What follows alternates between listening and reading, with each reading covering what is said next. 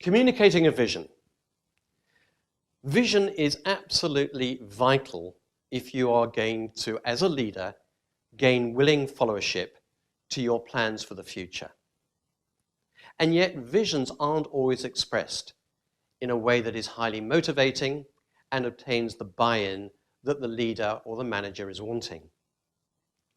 So what do we mean by vision? A vision is a picture of a preferred future put across in such a way that it brings willing followership to that vision.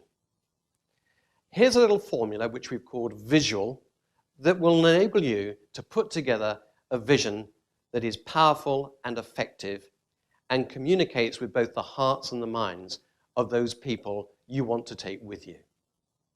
So, the V of visual. What do we mean?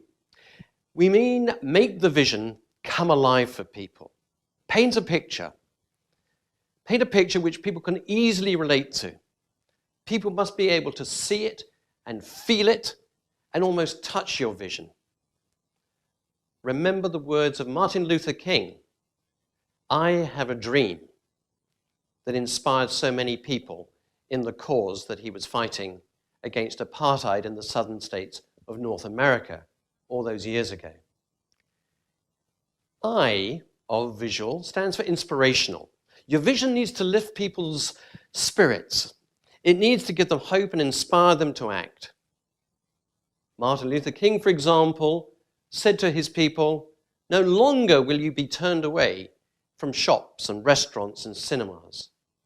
You will be treated equally, and you'll be free to live and work as everyone else. Striking right at the hearts and minds of those people he was trying to reach. S stands for specific. Be very specific. Answer the questions where, when, how, who, and what. For example, when we come back to Martin Luther King, where? In Alabama. When? Starting right now. How? Using passive resistance. Who? All of you out there listening to me today. What? Take a stand against injustice. Moving on, the U of visual stands for understandable. In other words, use simple, everyday language that communicates. Instead of long words, come right down to words that people use every day and therefore would quickly understand. Instead of, for example, Martin Luther King saying, I want to put an end to apartheid, he actually said, I want to see black people treated as valued friends by white people. I want to see black and white people working and playing together. A, achievable. Be honest. Communicate the size of the task. It probably isn't going to be easy, it's going to be stretching.